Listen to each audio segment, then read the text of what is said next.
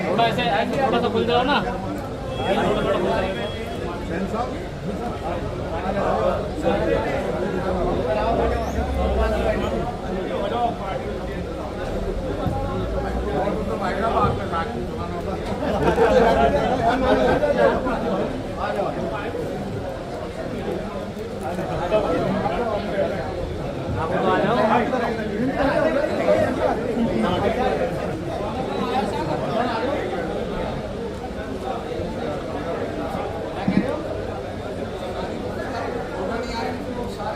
तो आगे पीछे कर लो ना।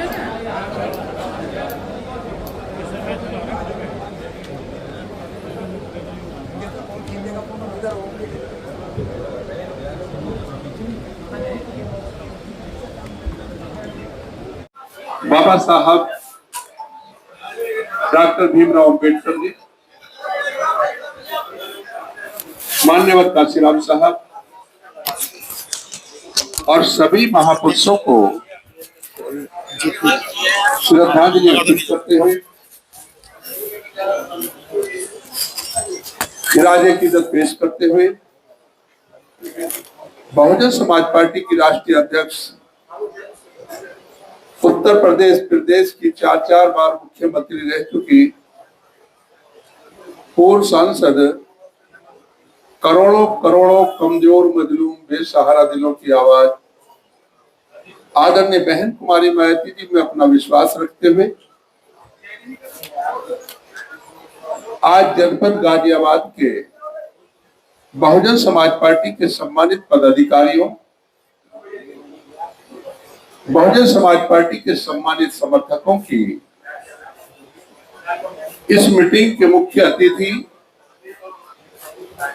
हमारी पार्टी के बहुत ही हमारे सीनियर साथी, जिन्होंने कई प्रदेशों में और उत्तर प्रदेश में बहुजन समाज पार्टी को जगाने का काम किया, सम्मानित पूर्व सांसद और लखनऊ, बरेली, मुरादाबाद, सहारनपुर, मेरठ मंडल के कोऑर्डिनेटर सम्मानित साथी भाई गिरीश चंद जाटव साहब, हमारे बीच में मौजूद हमारी पार्टी के बहुत ही हमारे सीनियर साथी, जिन्होंने कई मंडलों में बहुजन समाज पार्टी को आगे बढ़ाने का काम किया, मंडल के हमारे सम्मानित प्रभारी सतपाल पेपरा साहब, बहुत ही हमारे सम्मानित साथी मंडल प्रभारी मेघानंद जाटव साहब, बहुत ही हमारे सम्मानित साथी, बहुत ही पुराने मिशनरी वर्कर भाई दाराम सेन साहब, मनोज जाटव जी, महेश प्रजापति साहब, रामरूप बोस साहब और बहुत ही हमारे सम्मानित साथी, आपके हरदिल अजीज साथी पूर्व विधायक वहाब चौधरी साहब और बहुत ही हमारे सम्मानित साथी जो महानगर को भी देख रहे हैं और चुनाव भी लड़े हैं, बहुत ही हमारे सम्मानित साथी पीएन गर्ग साहब और हमारे सम्मानित जिले के जिलाध्यक्ष नरेंद्र मोहित साहब, जिला प्रभारी देवेंद्र वर्मा जी, जिला प्रभारी धर्मपाल प्रधान जी और जिला उपाध्यक्ष जो संचालन भी कर रहे हैं मनोवर चौधरी साहब, गौरव राजबोध जी, धीरज पंडित जी, बहुत सारे नाम हैं, सभी जिला कमेटी के पदाधिकारी, सभी हमारे विधानसभाओं के प्रभारी, विधानसभाओं के अध्यक्ष, वहां से बीवीएफ के जिला संयोजक, विधानसभा संयोजक और भाईचारे के हमारे बहुत ही सम्मानित साथी जो बहुत ही तन मन धन से लगे हैं, दोनों साथी, और यहाँ बैठे हुए बहुत हमारे सम्मानित साथी हैं, चेयरमैन भी हैं, जिला पंचायत सदस्य भी हैं, बीडीसी मेंबर, प्रधान और सभी बहुजन समाज पार्टी के समर्थकों और साथियों। सम्मानित साथियों, आज की मीटिंग समीक्षा के तौर पर बुलाई गई है। जैसा कि आपको मालूम है, 9 अक्टूबर ऐसी महान शख्सियत जिन्होंने इस देश में रहने वाले कमजोर, मजलूम, बेसहारा लोगों, दलितों, पिछड़ों, मुसलमानों, प्रकाष्ठ के गरीब भाइयों के लिए भी 88% लोगों के लिए अपने जीवन का एक एक पल समर्पित कर दिया। ऐसी महान शख्सियत की पुण्यतिथि परिणाम दिवस 9 अक्टूबर, उसके प्रोग्राम के संबंध में आज की ये मीटिंग बुलाई गई है। और जैसा कि आपको मालूम है, ये प्रोग्राम हम प्रतिवर्ष कभी जिले स्तर पर, कभी मंडल स्तर पर मान्यवर काशीराम जी को सच्ची श्रद्धांजलि अर्पित करके अपने प्रोग्राम को कामयाब करते चले आए। लेकिन इस बार हमारी नेता आदरणीय बहन कुमारी मायावती जी ने हम लोगों को निर्देश दिया है कि प्रोग्राम आप जिले स्तर पर नहीं, मंडल स्तर पर नहीं, बल्कि एक विशाल भारी संख्या में लखनऊ मान्यवर काशीराम स्मारक में पहुंचकर मान्यवर काशीराम जी को सच्ची श्रद्धांजलि अर्पित करो। अब इस प्रोग्राम को हम लोगों को सफल करने के लिए आदरणीय बहन जी ने हम लोगों को निर्देश दिया है, और ये सफल तभी हो पाएगा जब हमारा एक साथी ये मान के चलेगा कि ये प्रोग्राम हमारे लिए करो मरो जैसा प्रोग्राम है। क्योंकि साथियों, आप जानते हैं कि 2012 के बाद हमारा कोई बड़ा प्रोग्राम नहीं हुआ है, और उसका बहुत बड़ा कारण ये है कि हम लोग कमजोर पोजीशन में थे। और कैसे हम कमजोर पोजीशन में पहुंचे? क्योंकि जब 2007 में हमारी सरकार बनी, 5 साल हमारी सरकार चली और 3 बार पहले चली, तो हमारी सरकार में सर्व समाज के हित के कार्य हुए, सर्व समाज के हित में फैसले हुए, सर्व समाज का विकास हुआ, सर्व समाज के लिए योजनाएं बना बना के उनके लिए लागू की गई, और सर्व समाज को ही हर तरीके से सम्मान देने का काम बहुजन समाज पार्टी ने किया। इतना कानून व्यवस्था इतनी दुरुस्त रही, 4 बार की सरकार में कोई हिंदू मुस्लिम दंगा नहीं हुआ, ना किसी हिंदू भाई की जान गई, ना किसी मुसलमान भाई की जान गई। इतनी बढ़िया सरकार चली, एक मिसाल कायम हो गई, और लोग चुनाव आने से पहले ये कहने लगे कि 2012 में फिर बहुजन समाज पार्टी की सरकार बनेगी। लेकिन हमारी विरोधी पार्टियां, जो Congress party, Bharatiya Janata party, Samajwadi party, अन्य पार्टियां बहुत परेशान हुई, और उन्होंने मन मन में यह तय कर लिया कि अगर इस बार बहुजन समाज पार्टी की सरकार उत्तर प्रदेश में बन गई तो समझ लो देश में भी बहुजन समाज पार्टी की सरकार को बनने से कोई रोक नहीं पाएगा। और फिर उन्होंने ये प्लानिंग बनाई कि कुछ भी हो, कैसे भी हो, बहुजन समाज पार्टी नहीं जीतनी चाहिए, चाहे कोई भी जीत जाए। और एक बहुत सोची समझी रणनीति के तहत 2012 के चुनाव में ऐसे हालात पैदा किए गए कि जहां हमारा कैंडिडेट का मुकाबला भारतीय जनता पार्टी के कैंडिडेट से था, तो वहां समाजवादी पार्टी के कैंडिडेट को बहुत थोड़े से वोट मिले या उसकी जमानत जब्त हो गई। अगर हमारा मुकाबला समाजवादी पार्टी के कैंडिडेट से था, तो भारतीय जनता पार्टी के कैंडिडेट को बहुत थोड़े से वोट मिले या उसकी जमानत जब्त हो गई। ये बात मैं इसलिए कह रहा हूं, आपके जिले की बात नहीं है। 403 सीटों पर यही हाल रहा, क्योंकि हमने सारे प्रदेश में काम किया है, हमें एक सीट का पता है। ऐसे हालात पैदा करके हमें सरकार से बाहर कर दिया गया। एक मिली भक्ति की सरकार, समाजवादी पार्टी की सरकार बनवा दी गई, और जैसे ही समाजवादी पार्टी की सरकार बनी, तो आप अच्छी तरीके से जानते हैं कि प्रदेश में दंगे शुरू हो गए।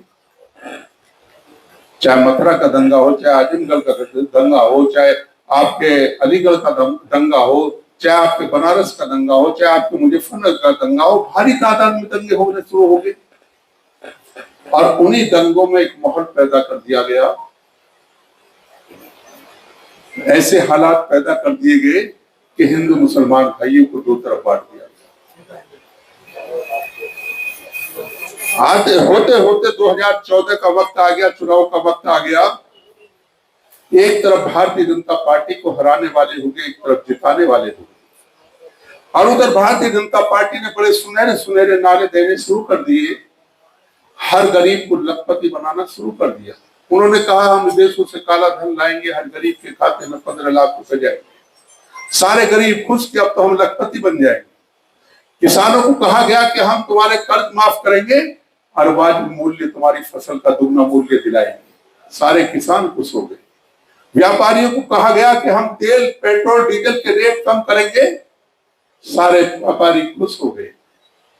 नौजवानों को कहा गया कि हम 2 करोड़ बेरोजगारों को रोजगार देंगे, सारे नौजवान खुश हो गए और बड़ी खुशी खुशी वोट डाला।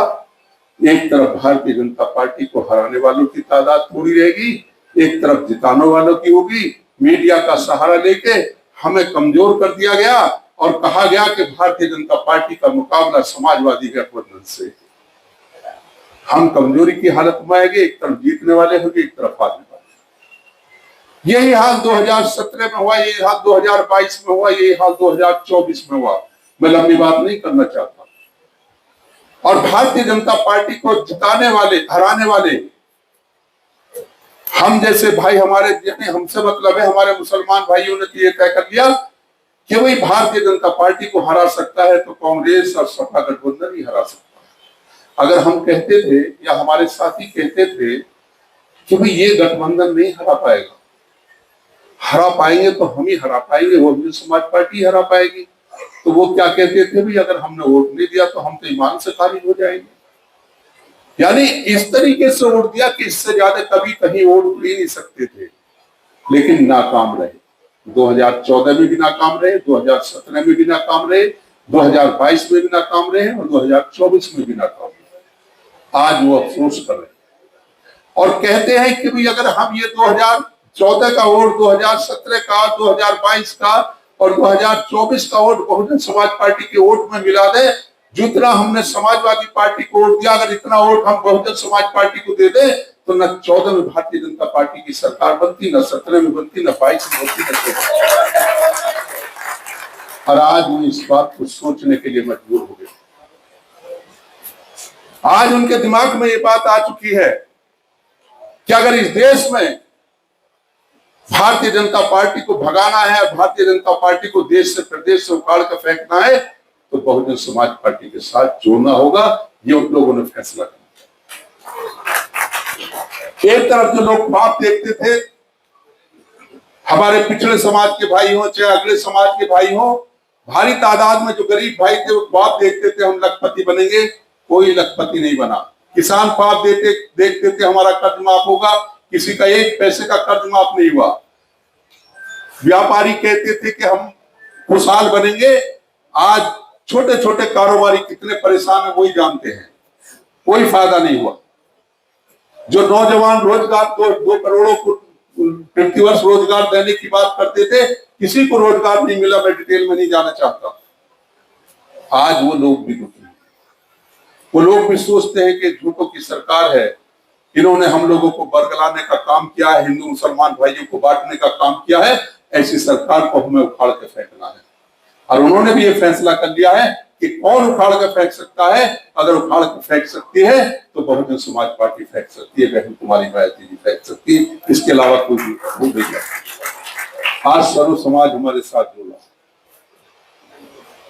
आप देख रहे होंगे जहां भी हम लोग जाते हैं, क्योंकि अभी इलेक्ट्रॉनिक मीडिया के साथ साथ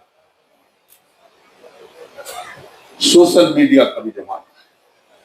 आप देख रहे होंगे हम और हमारे साथी जहां भी मीटिंग करते हैं, भारी तादाद में सर्व समाज के भाई बहुजन समाज पार्टी के साथ जुड़ते हैं। और ऐसे हालात में, क्योंकि लोगों के दिमाग में नहीं यही बात, न 14 मई, न 17 मई, न 22 मई, न 24 मई, अब उनके दिमाग में ये बात आ गई कि अगर कोई मुकाबला कर सकता है तो बहुजन समाज पार्टी कर सकती है। और ऐसे हालात में हम लोगों को मेहनत करके सर्व समाज के भाइयों को भारी तादाद में 9 अक्टूबर को लखनऊ के अंदर माननीय काशीराम स्मारक में पहुंचकर सच्ची श्रद्धांजलि अर्पित करनी है, भारी तादाद। मैं आपका ज्यादा वक्त नहीं लूंगा। इस प्रोग्राम को हम लोगों को पूरी तरीके से सफल करना है, एक साथी को पूरी ताकत लगानी है और हर हालत में इस प्रोग्राम को पूरी तरीके से सफल करना है। इस प्रोग्राम में हमें कुछ विशेष बातों का ध्यान रखना है, मैं बता दूं, उसके बाद हम लोग समीक्षा करेंगे और उसके बाद हमारे माननीय गिरीश चंद्र जी समापन कर देंगे। इस प्रोग्राम को पहले एक दिल में एक बात ठान लो कि इस प्रोग्राम को हमें ऐतिहासिक बनाना है, और ऐतिहासिक तभी बनेगा जब आप लोग भारी तादाद में अपने अपने जिलों से, अपने अपने विधानसभाओं से, अपने अपने गांव से लखनऊ पहुंचोगे। और लखनऊ कब पहुंचना है? क्योंकि 9 अक्टूबर को ठीक 8 बजे, क्योंकि श्रद्धांजलि का प्रोग्राम है, ठीक 8 बजे आदरणीय बहन जी प्रोग्राम स्थल पर पहुंच जाएंगी, श्रद्धांजलि अर्पित करेंगी और उसके बाद हम लोगों को संबोधित करेंगे। तो इसलिए आप लोगों से गुजारिश है कि 8 बजे से पहले पहले आप लोगों को हर हालत में प्रोग्राम स्थल पर पहुंचना है। अगर आप लोग 8 बजे के बाद जाओगे तो समझ लेना कि आपकी सारी मेहनत बेकार जाएगी। आपको हर हालत में 8 बजे से पहले पहले प्रोग्राम स्थल पर पहुंचना है, ये बात आप तय कर लें। और इस प्रोग्राम स्थल पर आप लोग यहां से ऐसे वक्त पे निकले जो हर हालत में आप 8 तारीख को 12 बजे से पहले, रात के 12 बजे से पहले लखनऊ में पहुंच जाए। चाहे आप ट्रेन से निकले, अपनी गाड़ी से निकले या बस से निकले, ये बात ध्यान रखने की जरूरत है। आपको 8 बजे से पहले पहले हर हालत में लखनऊ में पहुंच जाना है। उसके लिए हम लोगों ने 3 स्थानों का चयन किया है जो स्मारक यानी माननीय काशीराम स्मारक के बिल्कुल आसपास है। इको गार्डन, बुद्धा पार्क में, रमाबाई अंबेडकर मैदान, ये 3 स्थान बिल्कुल पास में हैं। उन्हीं में आपको कहीं ना कहीं स्थान मिलेगा। आपको पहले अवगत करा दिया जाएगा। अगर कभी देखेंगे हम लोग तो हम लोग खुद भी जाएंगे, कोई मैदान अलग से कर लेंगे। उसमें आपको लेट में बैठने के लिए नीचे बिछावा मिलेगा, ऊपर टेंट लगा हुआ मिलेगा, सोच के लिए मिलेगा। तो ये व्यवस्था हम लोगों की तरफ से होगी। खाने की व्यवस्था आप स्वयं करेंगे और इसका भी आप लोगों को ध्यान रखना है कि समय से हर हालत में पहुंचना है। और जब आप वहां पहुंच जाएंगे तो फिर ये कोशिश करें कि हम 7 बजे ही प्रोग्राम स्थल पर पहुंच जाए। इसके साथ साथ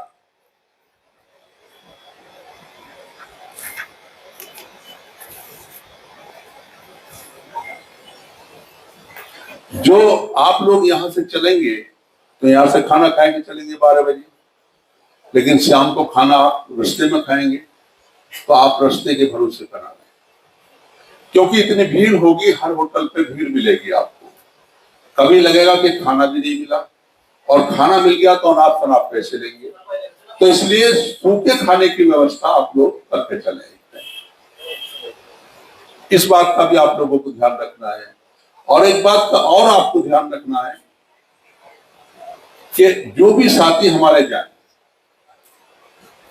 गाड़ी से जाएं, ट्रेन से जाएं, बस से जाएं, वो जो भी हमारे जिम्मेदार साथी हैं अपने साथियों के साथ प्रोग्राम स्थल पर बैठे। सारे साथी एक साथ प्रोग्राम स्थल पर बैठे, जो भी जहां से जाएं। यदि एक बस चलेगी तो वो अपने स्थान पर बैठ जाएगी, दूसरी को जगह मिल रही तो वो अपने स्थान पर बैठ जाएगी, लेकिन जिम्मेदार साथी तब तक बैठे रहेंगे अपनी जगह पे जब तक बहन जी बोलकर न चलेगी, क्योंकि 1 घंटे में प्रोग्राम खत्म हो जाएगा। आप बीच में से उठेंगे, क्योंकि अक्सर ऐसा होता है जो हमारे जिम्मेदार साथी है वो सोचते हैं हम आगे चल के बैठ जाएंगे, और बीच में से उठ के आगे चल के बैठ गए। बाकी सारे बस के साथी क्या सोचते हैं, यार ये बस लेकर चले जाए, हम भी उठ के चल रहे, तो बस की तरफ को भाग जाते हैं, प्रोग्राम डिस्टर्ब हो जाता। तो इसलिए जब तक, क्योंकि ये हमारी एक सफलता की एक सफलता का बिंदु है ये, जब तक आदरणीय बहन जी बोलकर ना चली जाए तब तक हमको अपना स्थान नहीं छोड़ना, अपने स्थान पर बैठे रहना। और उसके बाद आप जो वहां भव्य मूर्ति मान्यवर काशीराम जी की लगी है उसका आप श्रद्धांजलि अर्पित करें, जिस मकसद के लिए जाए हैं, और फिर आराम से अपने घर को आए। तो इस तरीके से आप लोगों को इसमें सावधानी बरतनी। इसके साथ साथ आप लोगों को एक बात का और ध्यान रखना है, जितने भी आप वाहन ले जाए, चाहे छोटी गाड़ी ले जाए, चाहे बड़ी गाड़ी ले जाए, चाहे ट्रेन से जाए, अपनी पहचान अपने साथ लेकर जाए।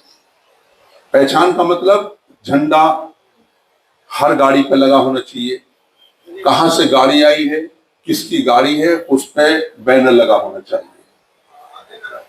इसका भी आप लोगों को पूरा ध्यान रखना है, क्योंकि बड़ा बैनर होगा मैदान में तो जाएगा नहीं। हम जिलाध्यक्ष जी से रिक्वेस्ट करेंगे कुछ तख्ती बनवा दे, तो अपने साथी तख्ती से ये पहचान रहेगी कि गाजियाबाद के साथी हैं या धौलाना मोदीनगर विधानसभा के साथी हैं, मुरादनगर विधानसभा के साथी हैं।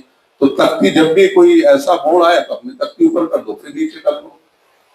तो ये भी आप लोगों को अपनी पहचान लेके चलना है। इसके साथ साथ जो हमारे बीवीएफ के साथी हैं, वो जितने भी साथी होंगे अभी हम बात कर लेंगे, वो अपनी वर्दी बिल्कुल फिट करा लें।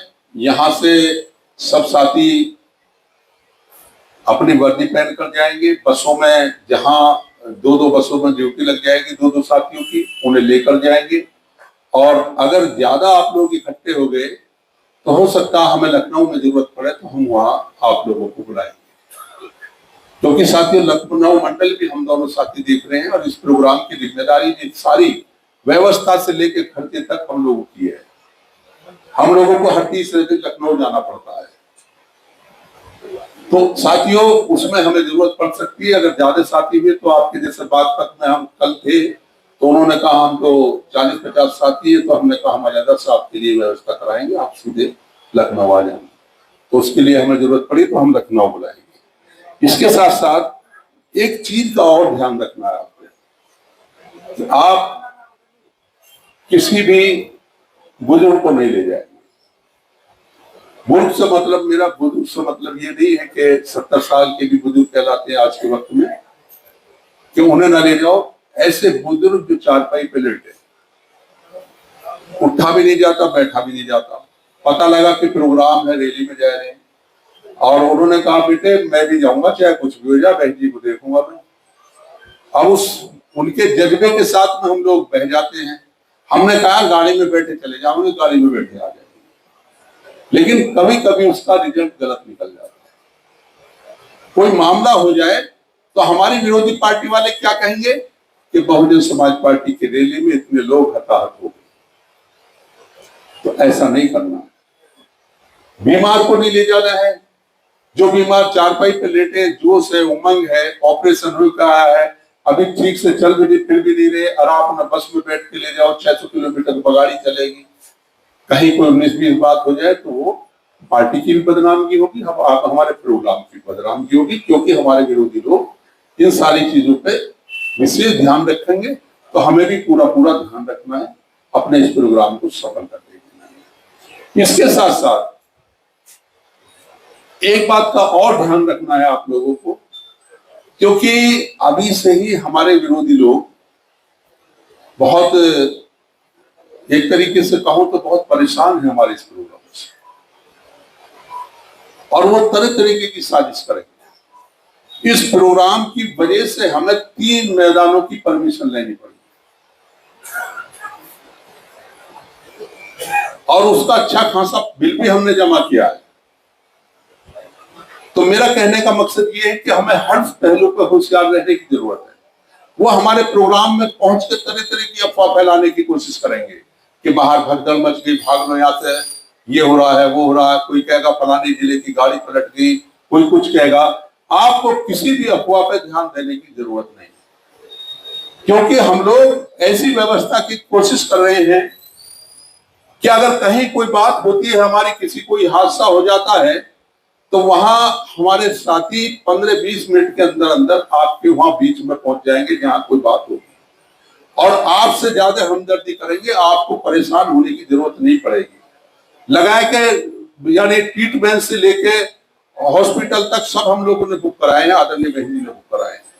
तो हम लोग पूरा ध्यान रखेंगे, आदरणीय बहन जी पूरा ध्यान रखेंगी। एक कार्यकर्ता पे बहुत गंभीर है आदरणीय बहन जी, लेकिन हम लोगों को भी गंभीर होना पड़ेगा। आप लोगों को किसी अफवाह के चक्कर में नहीं पड़ना, और एक साथी के दिल में ये जज्बा रहना चाहिए कि हम अपने प्रोग्राम को कामयाब करके उठेंगे, चाहे कुछ भी हो। तो साथियों, ये कुछ बात मैंने आप लोगों के बीच में रखी।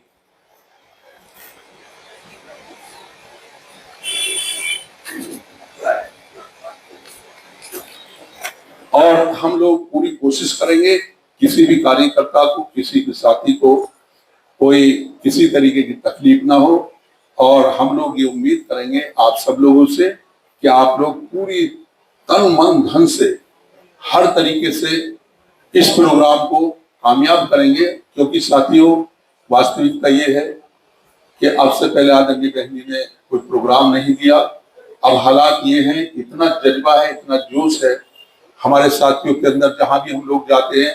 क्योंकि लगाए के ये मान लीजिए बनारस हो, कानपुर हो या इधर बहराइच हो, उससे लेके यहाँ तक सब लोग हम देख रहे हैं, हम मीटिंग ले रहे हैं जगह जगह। गिरीश भाई अब हम जा रहे हैं, तो इतना जोश है, इतनी उमंग है। हर आदमी ये कहता है कि हम चलेंगे, प्रोग्राम में चलेंगे। और मैं समझता हूं कि हमसे 25% भी व्यवस्था नहीं कर सकते, इतने कार्यकर्ता जाने के लिए तैयार है। लेकिन हम लोगों को भी पूरा अपनी पूरी मेहनत करनी है, पूरी ताकत के साथ ले जाना है, और ये मान के चलो इस प्रोग्राम को सफल करना हमारी एक साथी की जिम्मेदारी है। और ये भी मैं आप लोगों से कहना चाहता हूं कि ऊपर वाले ने कहा ये प्रोग्राम हमारा सफल होगा, और जिस दिन ये सफल होगा उस दिन 2027 हमारा होगा, और इस प्रदेश के मुख्यमंत्री आदरणीय चुनावी रोक। अब साथियों में जो हमारे साथी खास तौर से इस प्रोग्राम की व्यवस्था को देख रहे हैं, हम लोगों ने कोशिश की है कि पूरी तरीके से हमारे साथी जो खास तौर से हमारे पदाधिकारी हैं, हम लोग बीच बीच में जाएं, सब लोगों के बीच में जाएं, गांव-गांव में जाएं। ऐसी हम लोगों ने व्यवस्था की है। हमने पहले मंडल की मीटिंग ली, और फिर हम लोगों ने कहा कि अब आप लोग टीम बनाए दी। हमारे टिपला जी इसको देख रहे हैं, मेघानंद जी देख रहे हैं, और हमारे साथी देख रहे हैं। सारे के सारे साथी विधानसभा वार मीटिंग ले रहे हैं, और उसी विधानसभा में तय कर रहे हैं कि किन फिल्टर से हमारी गाड़ी जाएंगी।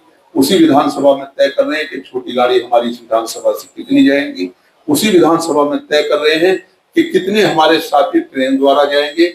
उसी विधानसभा में तय कर रहे हैं कि इस विधानसभा में कितने होर्डिंग लगेंगे, और उसी विधानसभा में सारी लिस्ट बनाए के ये तय कर रहे हैं कि कौन कौन इसमें सहयोग कर रहे हैं। क्योंकि साथियों हमारी सरकार 2012 से हम सरकार से बाहर हैं, और हमारी पूरे देश में पार्टी चल रही है। और किस तरीके से आदरणीय बहन जी पार्टी चला रही हैं, आप देखो, लंबी बात हो जाएगी। पूरे देश से रिजल्ट आता है, और आपने देखा भी होगा जब भी कहीं कोई राष्ट्रीय पार्टियों का जिक्र आता है तो तीसरे नंबर पर बहुजन समाज पार्टी का जिक्र आता है। तो हमारी राष्ट्रीय पार्टी है, तो हम लोगों को एक साथी को पूरा सहयोग करना चाहिए, पूरे तन मन धन से इस प्रोग्राम को कामयाब करना चाहिए। अभी हम लोग सर्वे कर लेते हैं कि किस विधानसभा में कितनी गाड़ी के पेंट बने हैं, कितने लोग सहयोग कर रहे हैं और कितने ट्रेन से जाएंगे, कितनी छोटी गाड़ी जाएंगे, कितने होर्डिंग जाएंगे। ये हम लोगों ने मंगाई है लिस्ट, तो हमारे जिलाध्यक्ष और हमारे साथियों ने दी है। तो अभी हम लोग विधानसभा वार देख लेते हैं। पहले एक विधानसभा